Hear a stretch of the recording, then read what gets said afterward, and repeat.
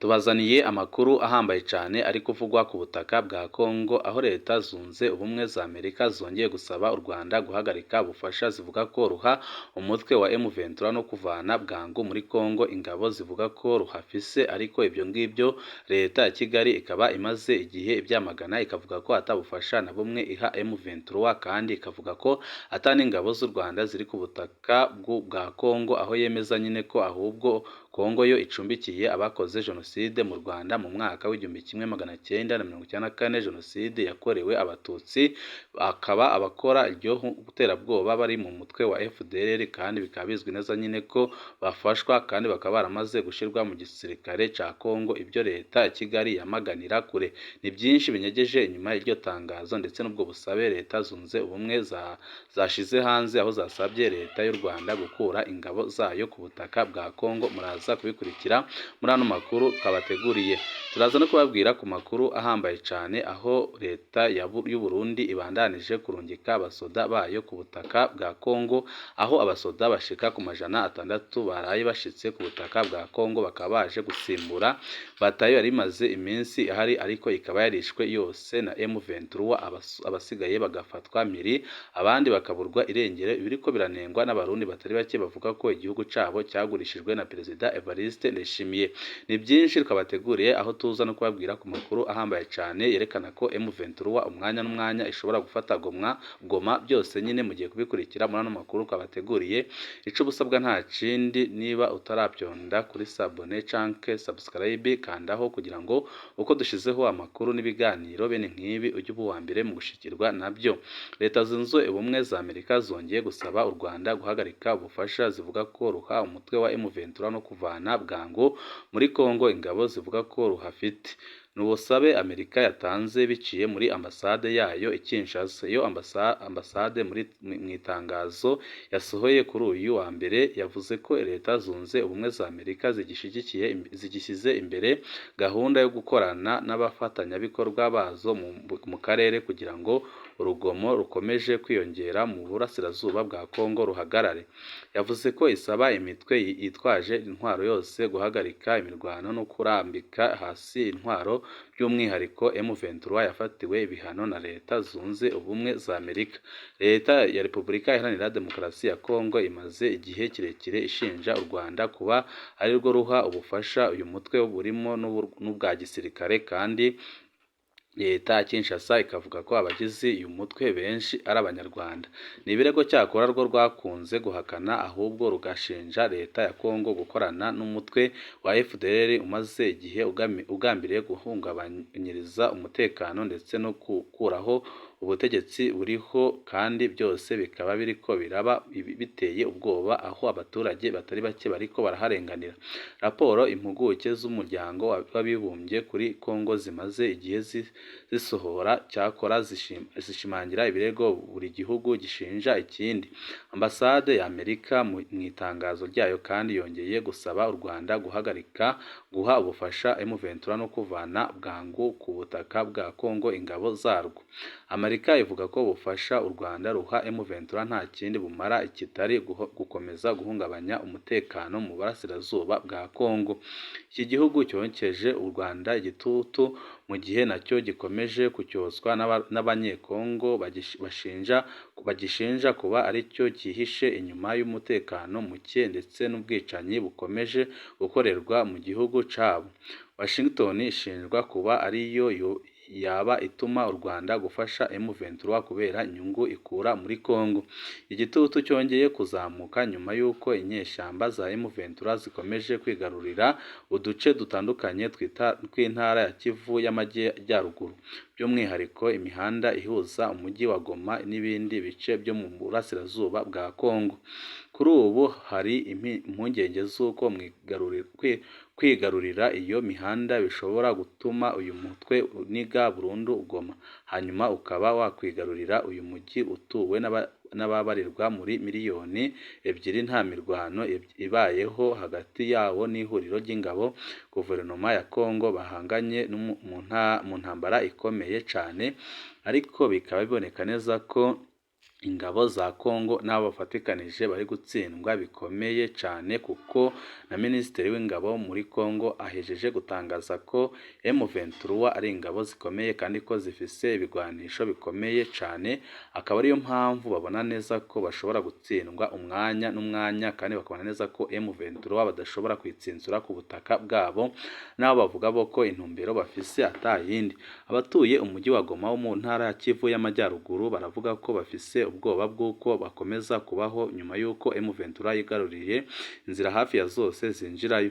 Kuva ku wa gatandatu tariki ya 3 Mutarama, inyeshyamba za M23 nizo zigenzura umuhanda uhuza imijyi ya Goma, Sake, Shasha, Minova na Bukavu. Nyuma yo gukweza imishwaro, ihuriro ry'ingabo za leta ya Kongo zarahuye n'ingorane zikomeye cyane.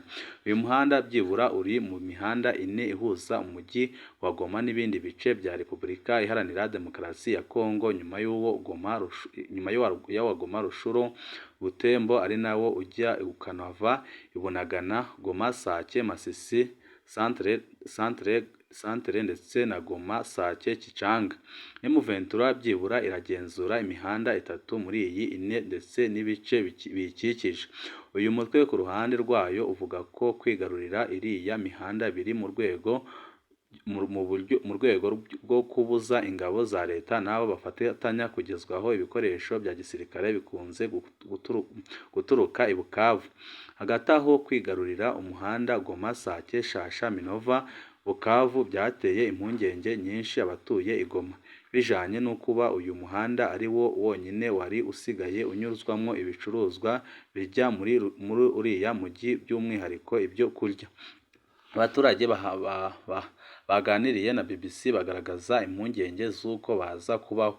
Emile Boringo utuye mu gace ka Mugunga i Goma yagize ati: impungenge n'ubwoba ni byinshi hano. Niba M23 ifunze iyi nzira, ese twamara iminsi ingahe tudafite ibyo kurya, kuko byose bituruka hariya. Uyu avuga ko imirwano imaze iminsi yatumye imugunga haza abaturage benshi basake no hafi yaho bahunga, kandi ko ibintu ubu byarabuze ku isoko, aho abatuye Goma bibaza uko bagiye kumera. Undi ati: ibishyimbo, ibiraya, imboga, isombe, ifu y'ubugari, imbuto, amata, inyama n'ibindi byinshi biva za Masisi, za Minova, za Kichanga ubu byaragabanutse kandi impunzi ni nyinshi. Ibiciro byahise bizamuka, ibintu bimeze nabi cyane. Uwitwa Patrick Karemba utuye mu mujyi wa Goma we avuga ko kuva bumvise amakuru ko M23 yaba yafashe umuhanda wa Sake Minova twagize ubwoba bwinshi, kuko niyo nzira y'ibicuruzwa yari isigaye yonyine.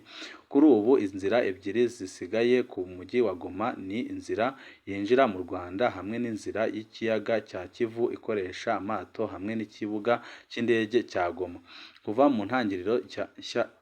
mu ntangiriro nshya z'iyi mirwano mu mpera za 2021, M23 ntiyagaragaje ubushake bwo gufata umujyi wa Goma nyuma yo kugera mu duce turi hafi yawo nka Kibumba, ahubwo yakomeje igana mu burengerazuba ifata Kichanga na Masisi.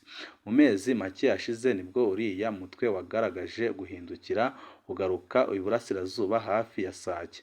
Inzobere mu bya gisirikare zihuriza ko kuba M23 yaba igamije gufata inzira zose z'ubutaka zerekeza i Goma maze ikaniga uyu mujyi ntubashe kugeramo ibikoresho biremereye bya gisirikare n'ibiribwa kuri abo basirikare, maze bikabatuma bafata umujyi wa Goma ku buryo bworoshye. Kugeza ubu imirwano ikomeye iracyajya imbere hagati ya M23 n'ihuriro ry'ingabo za guverinoma ya Kongo. Kuva mu gitondo cyo kuri uyu wa mbere hari amakuru avuga ko ingabo za leta zaba zisubije Shasha, gusa nta ruhande na rumwe mu zihanganye ruremeza ayo makuru, ariko ikigaragara cyo ni uko M23 ifise imbaraga nyinshi, kandi M23 bivugwa neza ko leta ndetse n'abo bafatikanije badashobora kubatsinda, kuko ibintu M23 iriko irakora ni ibintu bihambaye cyane, naho hari ubuce butandukanye yari imaze iminsi yarambuwe n'ingabo za Kongo n'abo bafatikanije. Amakuru akomeje kuvugwa ajanye n'urugamba rukomeje gufata indi ntera hagati ya FARDC n'abambari bayo ndetse n'umutwe wa M23 aravuga ko hari abasirikare b'u Burundi barenga 600 bajyanwe muri Repubulika Iharanira Demokarasi ya Kongo guhasha abagwanyi ba M23. Ni amakuru atangazwa n'ikinyamakuru MCN naco gikesha umwe mu basirikare b'u Burundi uri ku murongo w'urugamba, aho ngo aba basirikare bamaze koherezwa muri iyi ntara ya Kivu y'Amajyaruguru mu gukorera mu ngata bagenzi babo bakomeje kujegezwa na M23, aho abasirikare b'u Burundi bariko baricwa ku bwinshi na M23. N'abasirikare bayobowe n'uwitwa Lieutenant Colonel Aaron wari usanzwe muri Kivu y'Amajyepfo, bivuga ko ari indwanyi kandi akarishye ku rugamba. Ni mu gihe abandi basirikare b'u Burundi bakomeje gushirira ku icumu ku buryo abarenga 800 bamaze kuhasiga ubuzima. Iyi batayo yoherejwe mu burasirazuba bwa Kongo isanze izindi batayo 8 zari zisanzweyo. Uretse abapfuye hari abafashwe mpiri, abandi bagera ku 150 baburirwa irengero ubwo habaga gukozanya ko ku rugamba rwo ku kibaya cya Kibumba muri teritwari ya Nyiragongo. Kugeza ubu imirwano ikaba imaze igihe ikomeje, aho kuri iki cyumweru no mu gitondo cyo kuri uyu wa mbere rugamba rukomeje gukara cyane cyane mu bice bya Minova, Sake n'ahandi. Nk'uko iyi nkuru ibivuga, kuri ubu M23 imaze gufata ibirindiro bikomeye byo mu nkengero za Minova aribyo Kitukuva na Jangwa ndetse n'umuhanda uhuza Kivu y'Amajyepfo na Kivu y'Amajyaruguru. Ni mu gihe imihanda igana mu mujyi wa Goma yamaze gufungwa n'umutwe wa M23, aho urugamba rusa n'urusatira na Kivu y'Amajyepfo. Ibi byose bikaza byerekana ingufu zihambaye cyane M23 ifise aribyo Leta Zunze Ubumwe za Amerika ziheraho zivuga ko u Rwanda rufiteyo abasoda kandi akaba rubaha M23 ibikoresho byose bya gisirikare ndetse n'imyitozo ihambaye cyane. Ariko ibyo Leta ya Kigali yamye ihakana, ikavuga ko atangabo z'u Rwanda ziri ku butaka bwa Kongo, ahubwo ikemeza ko Kongo icumbikiye abasize bakoze ihonyabwoko cyangwa se jenoside mu Rwanda mu mwaka w'1994, jenoside yakorewe abatutsi, aho u Rwanda ruvuga ko FDLR nyine yasize ikoze amabi mu Rwanda amarorerwa. Ubu ngubu icumbikiwe kandi ihabwa byose na Leta ya Kongo, kandi ikaba yaranamaze kwinjizwa mu gisirikare cya Kongo. Ibiteye impungenge ku buryo bukomeye, Leta ya Kigali ibona neza ko nyine Leta ya Kongo icumbikiye abaza guhungabanya umutekano w'u Rwanda, abyo nyine Leta y'u Rwanda yamaganira kure. Ariko na Leta ya Kinshasa ikavuga ko u Rwanda rushigikira kandi rugafasha bimwe biboneka umutwe urwanya Leta ya Kinshasa ariwe M23. N'amakuru turiko turashakisha, turiko turakurikirana, tugenda tubashikiriza umwanya n'umwanya